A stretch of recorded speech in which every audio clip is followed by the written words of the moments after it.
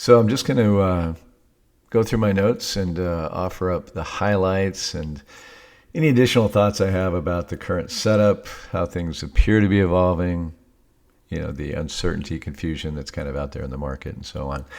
To start with, we'll just talk about the Fed and how, for now, based on their own commentary, they're pretty disinclined to cut interest rates. Now, they're not talking about rate hikes. The market is still discounting a couple of rate cuts this year. But as of the most recent Fed speak, they've reiterated the focus on inflation. Austin Goolsbee saying he is nervous about anything that looks like a supply shock. Bostic noted that business is expected to pass tariff costs on to consumers. The St. Louis Fed president said the risk that inflation stalls is greater than that of a weakening job market, the risk of stalling or moving higher, meaning the inflation or the disinflation stalling, inflation coming down, stalling, and worse yet, the potential for it to rekindle and start moving higher.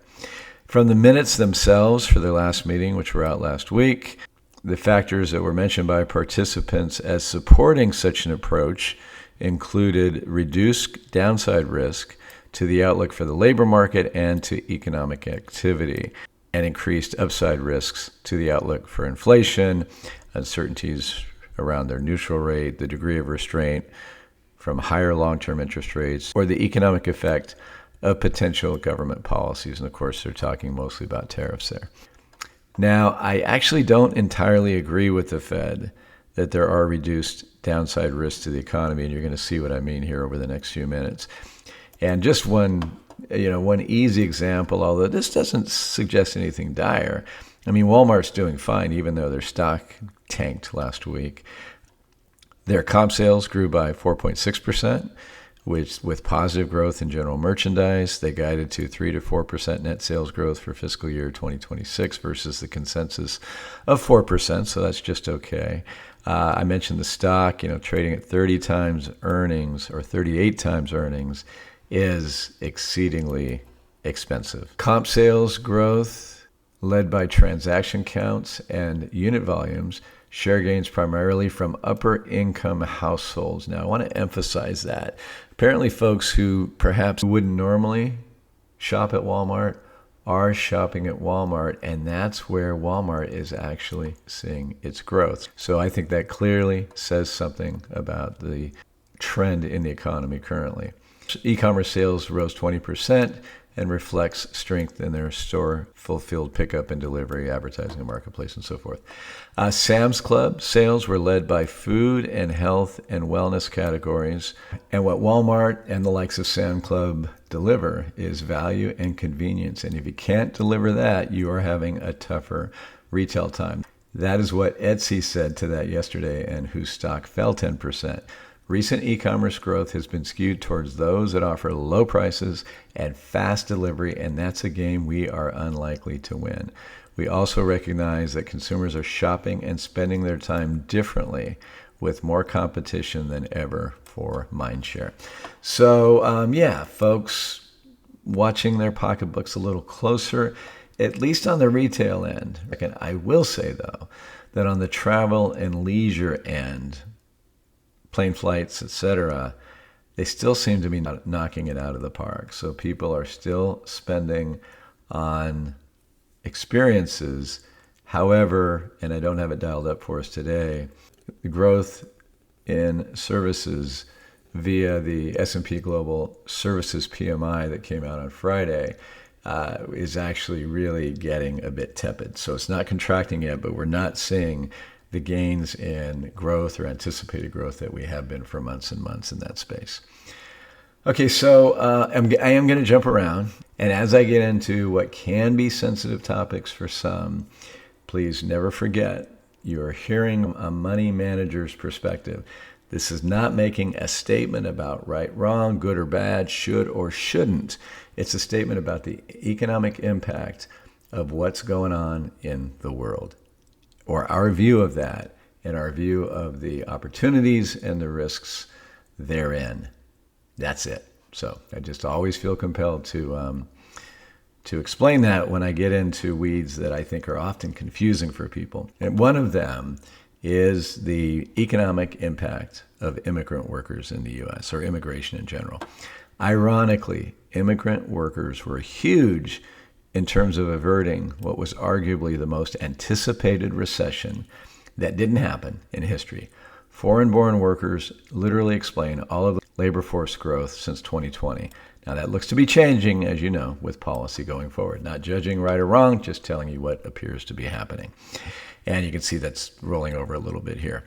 So why would I say that they were huge in terms of averting recession? Well, the way to think of how you grow an economy, right? And the most important and most fundamental way of looking at it is that you have to have a growth in the workforce, population growth, education, and skills. You have to have a growing workforce, a growing labor force, if you're going to grow your economy.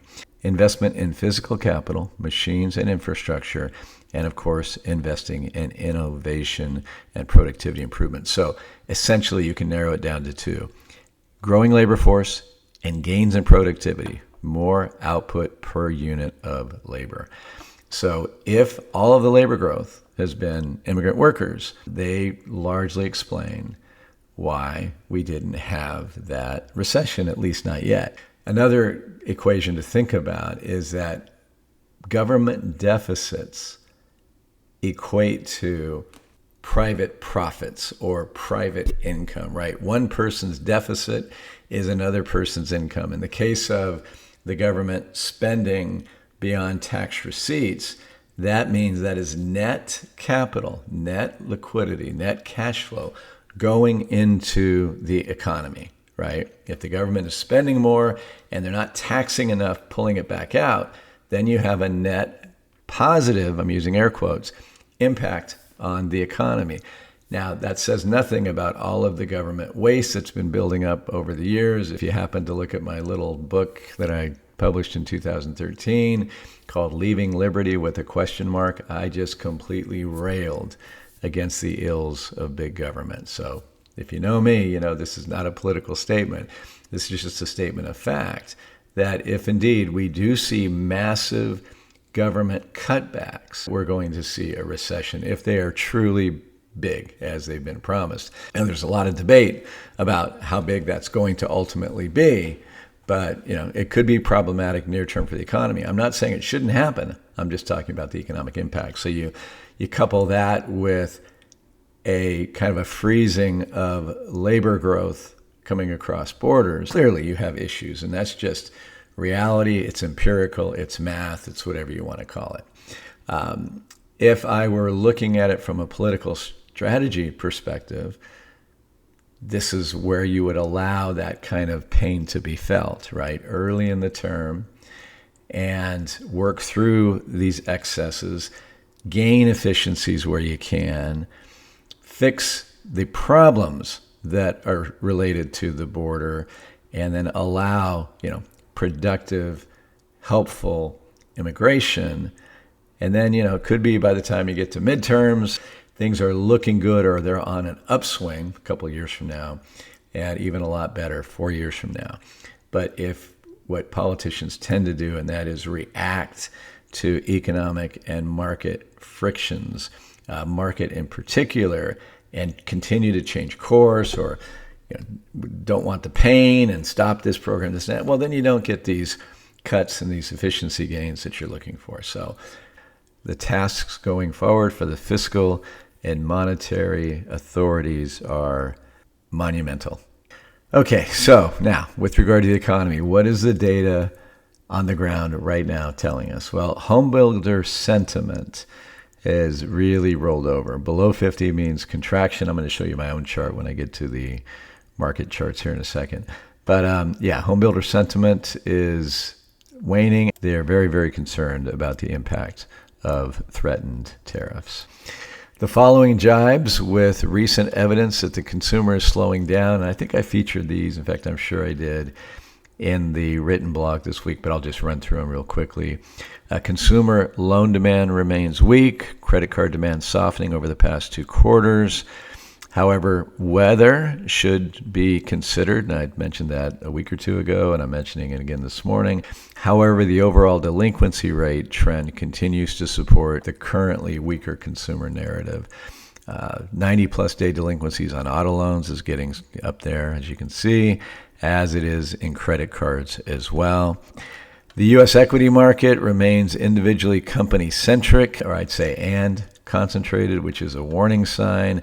These are areas where the micro factors that they're charting here were at the extreme right before 2008, right before two corrections of 10 and 20% respectively in 2018, and here we are currently. And those who've been doing the heavy lifting, creating this concentrated market, are absolutely those that are exceedingly exposed to geopolitical risks. They do a ton of business in other places.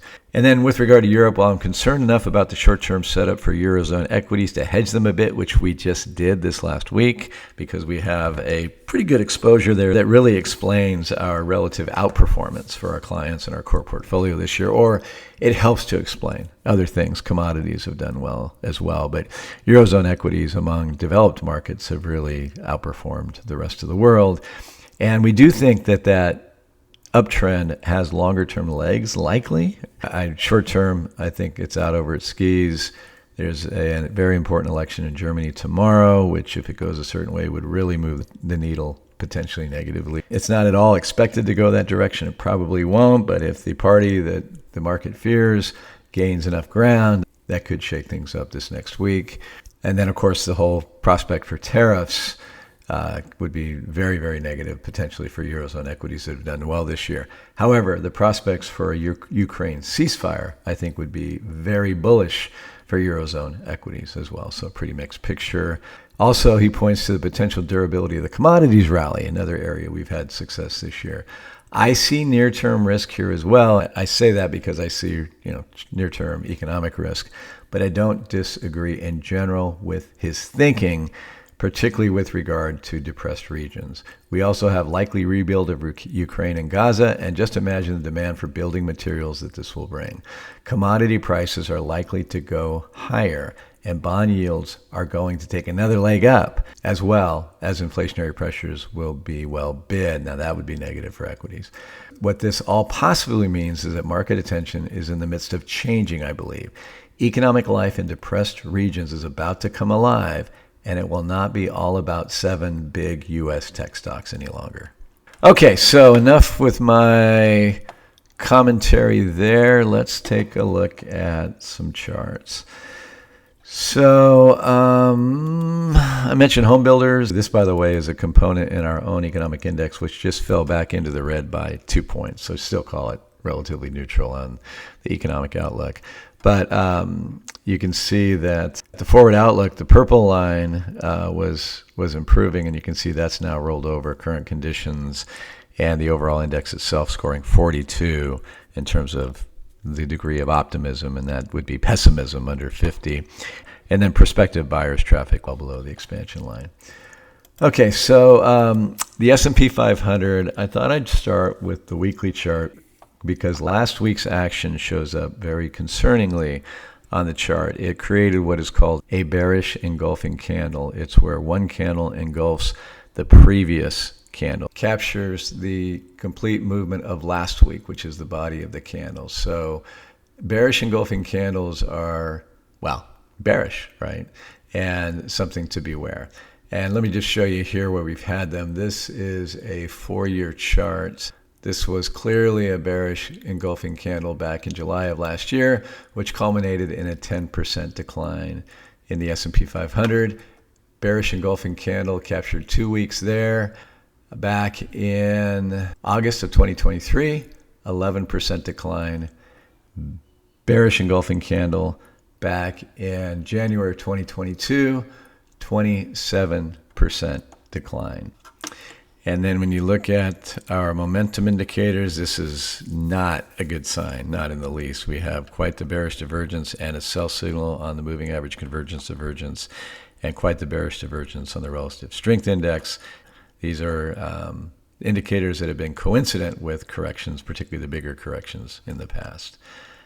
Okay, the 1-year daily chart, coming off of all-time highs, closing just above the 50-day moving average. So got saved by the 50-day on Friday. We break down below that. Now we have a sell signal on the MACD. This doesn't look good for Monday morning's action. So it'll be interesting to see. A lot can happen and a lot can be said over the weekend. But folks, these are not bullish charts by our way of looking at the technicals. As for the NASDAQ 100, it also saw a bearish engulfing candle on the weekly this last week. You can see when we had it back in July, we got a 17% decline, much more volatile index than the S&P 500. When we got one back here in August from the previous peak, intra-week, it dropped 12%. And then that same one that I showed you that was 27% for the S&P back in 2022, bearish engulfing weekly candle, 38% decline, peak to trough. As for the daily chart, oh, and by the way, the momentum indicators look ugly there as well. For the daily chart, massive candle, broke down and closed below the 20-day moving average again. That's been pretty good support until it's not for this particular index, so we'll see. Just ahead of the 50-day, not quite at a sell signal yet on the MACD, but quite the bearish divergence. So the equity market is very subject to some corrective action here over the next few days or weeks. Okay, so yields. The 10-year yield has fallen. Now, correlations are broken down a little bit, right? Stocks really had a rough end of the week while yields plummeted. That tends to be very, very bullish for stocks.